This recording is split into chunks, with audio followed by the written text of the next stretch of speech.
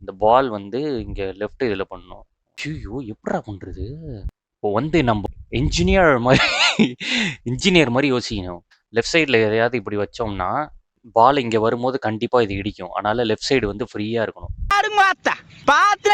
ஒரு நிமிஷமா பேசினே வேலை இல்ல பட்டதாரி கேவலம். இப்பதான் எனக்கு தெரியுது. இப்படி வச்சு சூத்துல தான் போவோம் இது.